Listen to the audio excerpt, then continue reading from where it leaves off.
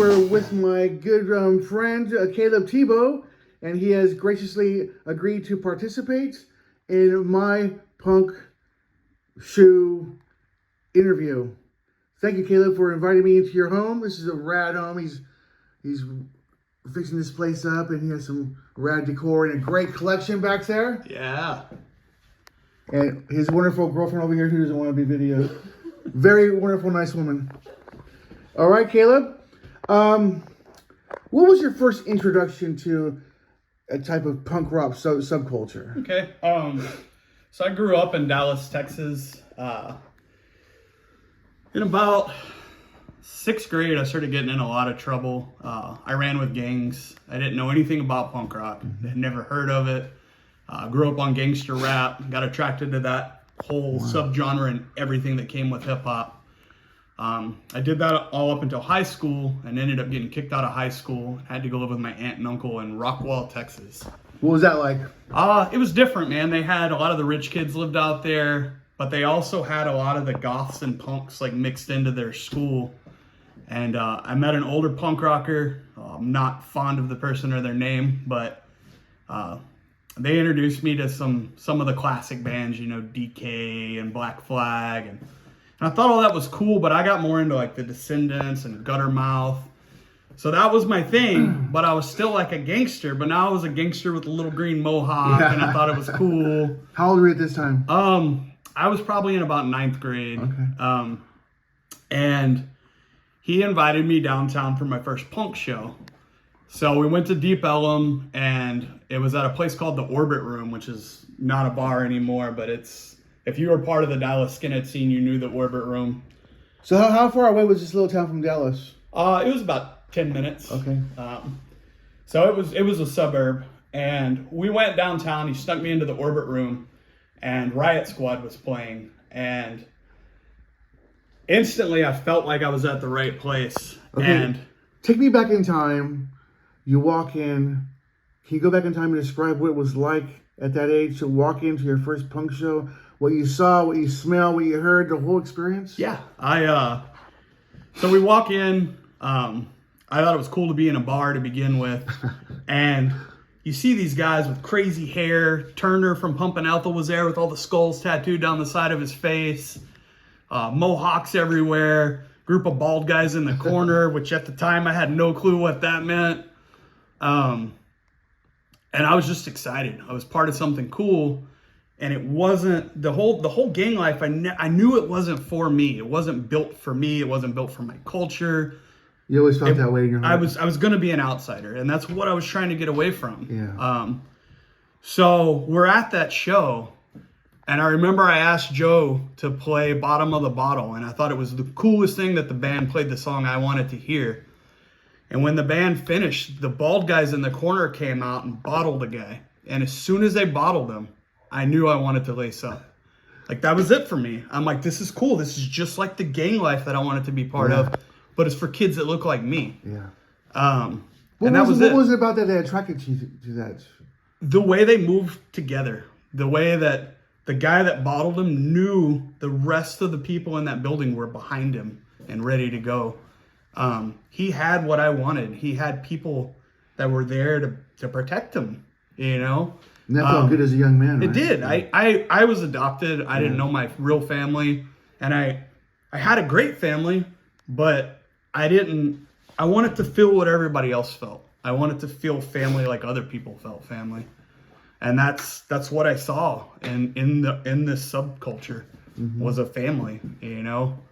And so from that day forward, I went all in. That was it for me. Yeah. So what does that mean? I went all in. Describe what that means. It was those guys that I watched do it. I was going to be with them. That was it. Like, I don't care how. I don't care if they want me there or not. I'm showing up, and you're going to deal with it. And I did. I went home. I cut my hair. We stole this rich kid that we hung out with. We stole his parents' credit card and went to the mall and bought all of his boots. Wow. And that was my first pair of boots I ever owned. It was Doc Martens. We bought at a mall. with a rich kid's parents' credit card. Wow, what color were they? They were just the old black Yeah, Docs, you know, the 1460s, the original made in England ones. Yeah. And I wore those pairs until the toes were popping out of them and they were falling apart. And What- then I go ahead. Since we're talking about punk footwear, Yeah. what did that initial pair of Docs mean to you? So it was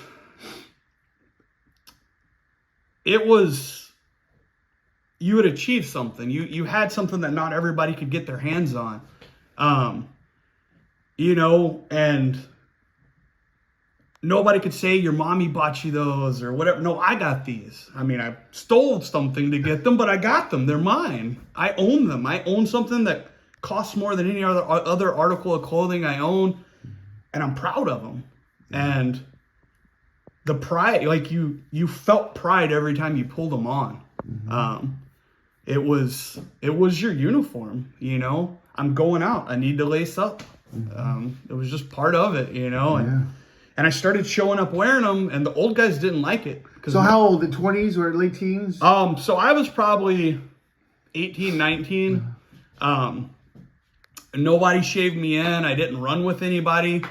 I just started dressing how they dressed. And So you're like a surprise. Like, who's this guy? I was, and I got asked a lot who this guy was. And the guys I run with today are the guys that drug me into an alley when my answer wasn't the answer they wanted. But they drugged me into that alley, and I came right back the next day. And they couldn't believe that I just kept showing up to the same freaking bar that they beat the shit out of me in. Yeah. But they wanted to make sure I understood the pride behind it. So that's how it started. We had a huge Nazi problem in Dallas, and those guys. So is this the saw me. 2000s? Yeah. Late 90s, 98, 99, Yeah, 2000, yeah. 2001, that whole little era. There's a huge Nazi skinhead. So we had the Confederate Hammerskins that were started there, and those guys confronted me at a show and didn't like what I had to say. So they were gunning for me. So I knew everywhere I went, I had to look and see, are those guys going to be there? And that's when I learned about Cruz, and decided if I was going to be part of this culture in a Nazi town, that I needed people that rolled with me, just like those guys I saw. So I did. I started crewing up, getting everyone I could. And I got my first pair of Grip Fast around that time. My girlfriend at the time had a friend that worked at a Gothic shop. Oh, cool. And they had a vegan pair of the same colorway of Grip Fast. And I wore those until every piece of fake leather on them had cracked and fallen off. And they were the boots I wanted from then on. And those same Nazis, when they jumped me, they were wearing this same pair of boots. And the Grip Fast on the bottom, when they finished, they left me laying in a women's restroom. Wow. And they turned back and looked at me and said, "I bet you're not anti-racist anymore." And I gave them the finger, and one of them ran over and kicked me in the forehead, and you could read Grip Fast across my forehead from the bottom of his boot. Wow. But the boots were always it for me. If you showed up straight-laced in Dallas, you were a skinhead, and if you weren't, those boots were coming off. So there was pride in being allowed to walk around in Dallas wearing your boots, because somebody was going to try to take them if you didn't belong. And then I got hooked on the violence, so we went after the Nazis. I understand that because I did too as a kid. Yeah. Yeah. And it became part of it. It was the Sounds like music, Friendzone, the music, the violence, the brotherhood. It was the family I always wanted. Yeah. So Yeah. And how did that experience make you the man you are today? So early on with it, I learned a lot about loyalty. I watched the people that didn't understand loyalty, that culture vultured on our scene. And I saw the guys that did, and the guys that are still with me today from back then. And that loyalty was something that really stuck with me. And I got over enthralled by the dirty side of it, I was entertainment for some of those people. I was the wild kid that would run up to the biggest bonehead in the room and swing no matter what was going to happen. And they knew that, and they sent me out there like cannon fodder. For our viewers, what's a bonehead? Bonehead's a Nazi. We don't consider them skinheads. They're not one of us. They're not with our crews. They're not with our people. They're not part of our tribe. They're boneheads. They're not skinheads. They're culture vultures. They don't understand this life. So. Your top 3 bands. Top 3 bands. So of course Riot Squad, the band that sold this lifestyle to me, who now most of the members are in Dog Company. The Skoidats, kind of a ska punk oi mix up thing. Great band. If you get a chance, check them out. Where are they from? They're from all over right now. I think Midwest is where most of them are from. And the Bruisers, you got to go with the classic. I think those are definitely 3 that stay in heavy rotation for me. And I feel when I hear Joe Russell from Riot Squad, his voice brings back memories. I remember the 90s when he sings, and that was the golden age for the group I grew up with. Yeah. So, what does being a skinhead mean to you? What does skinhead mean? So being a skinhead today means a lot more to me than it did as a kid. I've evolved. As a kid, I couldn't quite understand the non-political skinheads. I thought punk was political. Skinhead was political. As an adult, I know the difference in morals and politics. And as a kid, I didn't. You thought like me, or screw you. Well, let me stop right there. We're going back in time. I'm talking to 17, 18-year-old you. Right. Tell me what a skinhead is. This is like 17, 8-year-old me. What would you say? A skinhead is working class. A skinhead is proud. A skinhead is strong. A skinhead doesn't take anything for free from anyone. We put food on our own tables. We take care of ourselves. You don't police us. We police us. I was very cut off. If you weren't one of us, I didn't move with you. I didn't hang out with people from other groups anymore. Very tribal, yeah. Yes. And then that morphed today into, as a skinhead, I know what a lot of people hear when they hear the word, and I understand why they hear that, and I can't fault them for it. What do most people think when they hear skinhead? So most people, you hear the word skinhead, you picture a prison movie, you picture an American History X or Higher Learning, or just, you think violence, you think racism, you think propagated youth. And as I got older, I understood that part of wanting to be proud of being a skinhead was not just being against those stereotypes, but making sure everyone felt safe when other skinheads were in a room. And that's where I learned to separate it from politics. Their politics don't matter to me, but how they're going to treat another man when I'm present it's going to be corrected. I don't care who he is, how he moves. It's none of my business. But the second he walks in and makes somebody scared because of who they are, I feel obliged as a skinhead. It is my job to step in.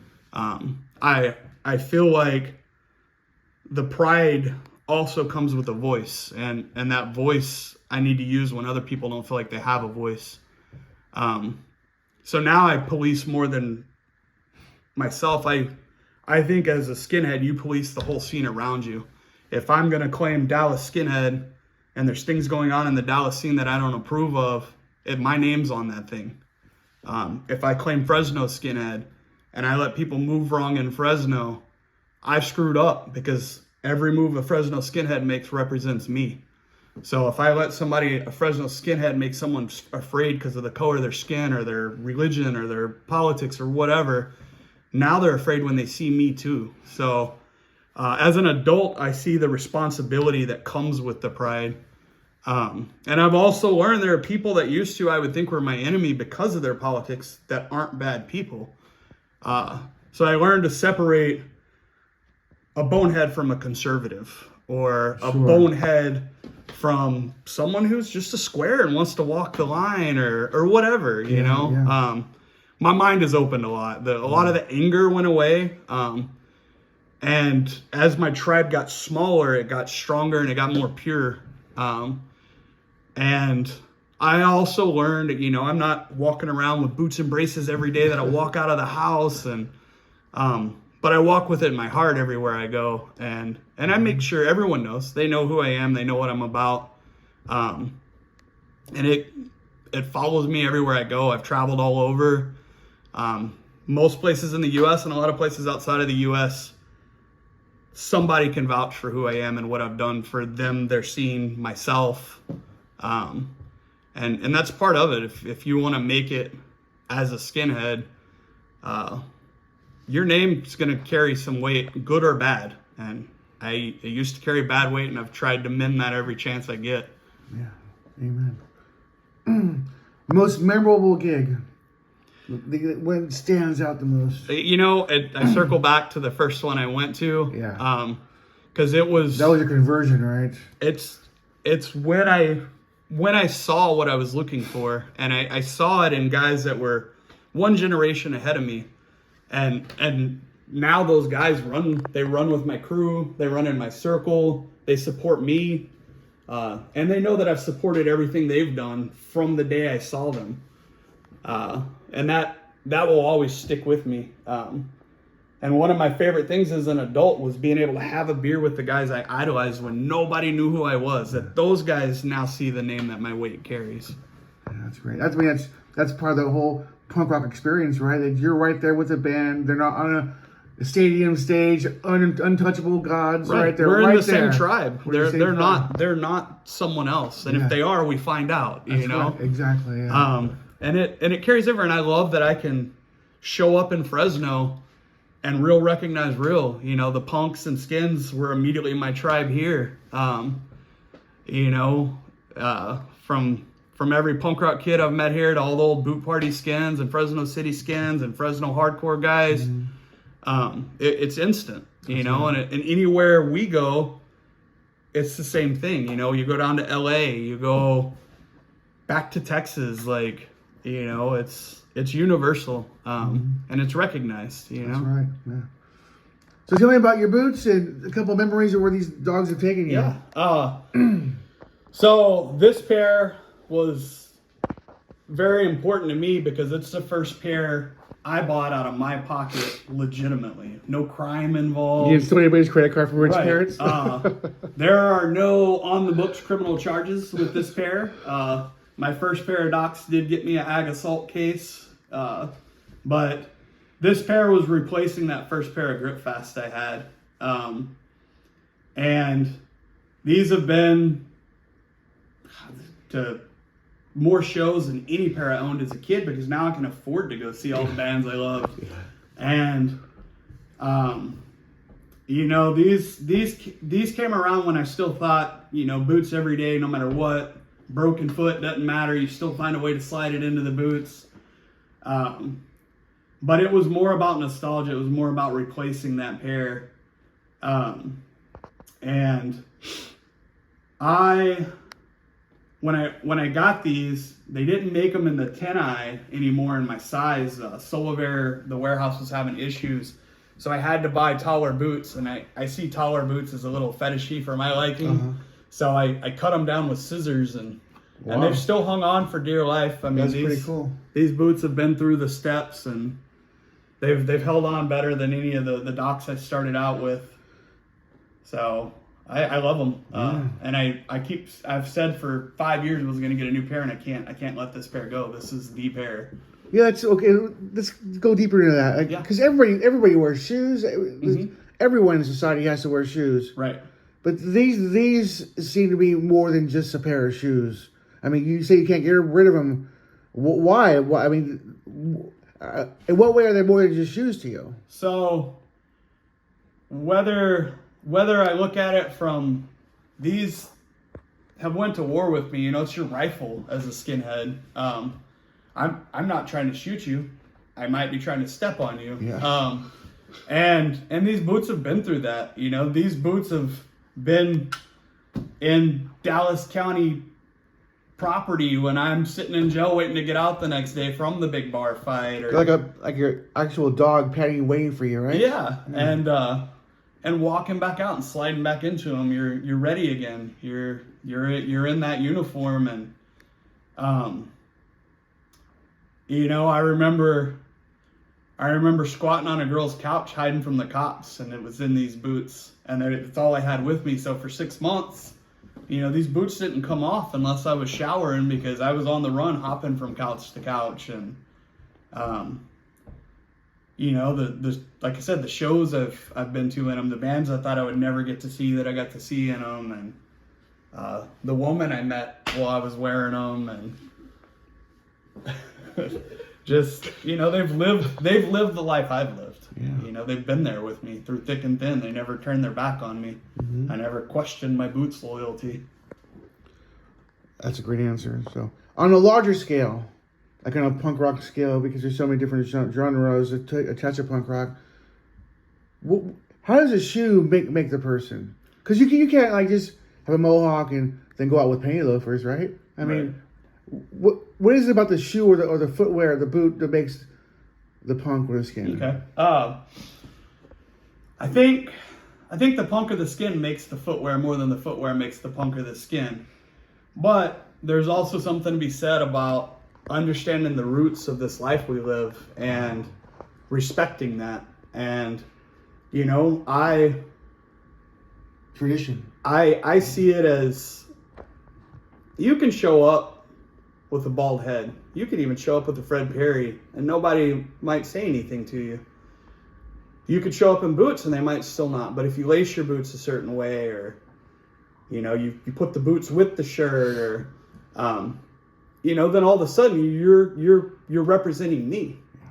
So when I see a punk in straight laced boots, he's representing me. So now I want to know him, and I want to know, is he family? Are we the same person, or do you not need to have those? It's fashion. And I know that's how people look at me when I wear them. So I do think in a way it shows that you've earned your stripes, and you can recognize different tribes by their footwear. Yeah.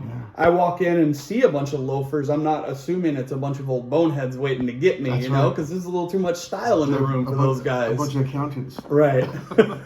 But I do think it's an important part of punk rock. It always has been. Boots especially, it morphed. You had hardcore kids rocking New Balance, and punks rocking Vans and Creepers, and skins and penny loafers, and it's all there, but it's all recognized, and it's the way we wear them and the way we move when we have them on that makes the shoe, that makes the skin. Mm-hmm. Mm-hmm. Awesome. A larger question also, what does punk rock mean to you? In all its totality, right? So, that's one I always find interesting, because you get a lot of people. I came from the era when there were very few skins that didn't come from punk rock. Yeah. I remember showing up and the old skinheads getting pissed off because I've got a cut off Morrissey t-shirt, dogpile bondage pants, and white laced Cochrane boots from the Army Navy store, and a mohawk, because I was a punk. I was just a punk going the skinhead route. Yeah. Punk rock built all these other genres for us. I mean, emo, half the metal scene, all the hardcore scene. It's all punk rock. Skinhead is punk rock. Punk rockers aren't the enemy. They are who we are. Guttermouth got me into skinhead at the end of the day, and they're not a skinhead band. They're a goofy punk rock band. But punk rock is the bigger family, and we all evolved from different tribes within punk rock. But punk rock is that life, and it is the family, and it's what's universal. We're just part of it. Awesome. Do you have any closing words? Any bits of wisdom for us? It's all been pretty wise. Everything you said. I don't know anything special to tell anybody because I really don't feel like my story is that different from anyone who moves how we move. But just love your brothers, you know, punk, skin, gangbanger, cholo, whatever. Just love your brothers because they love you. And if you got the real ones, they're going to be there till the end, you know. Amen, brother. Thank you very much. That was a great interview. Thank you, Pat. I'm appreciate honored. it.